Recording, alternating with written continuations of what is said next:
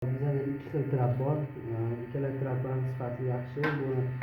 Bu trapimizni ichki qismida kafelingizni moslab kafel qo'ysangiz bo'ladi. Bu ikkinchi tomoni ustidagi o'sha klinkasini olib turib, oq o'zini ham qo'yib qo'ysangiz bo'ladi.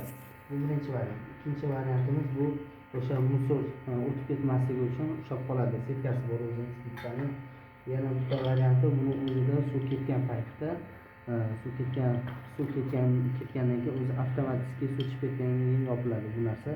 Har xil hasharotlar boshqa hid bosmaydi uyni ichiga.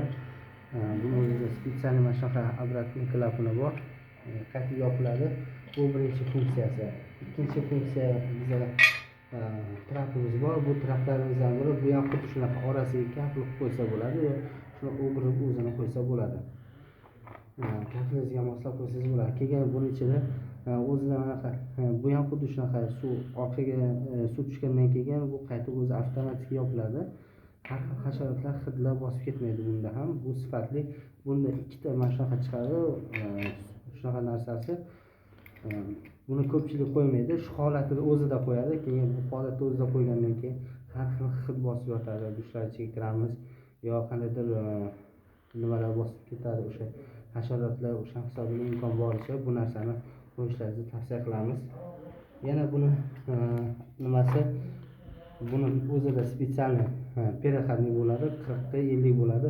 Buni 40 talik o'zida maxsus turbalari bor, fittinglari bor.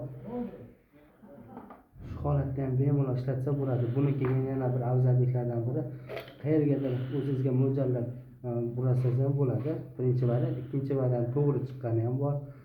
O'zingizga moslab bemalol uyda qanaqa vaziyatingizga o'rtaga qo'yib turib, chekkagami bemalol o'ynatsangiz bo'ladi bu narsani. Yana qanaqa ma'lumotlar kerak bo'lsa, keyin bemalol yozishingiz mumkin kommentariyada. Izoh berib qolamiz. Rahmat.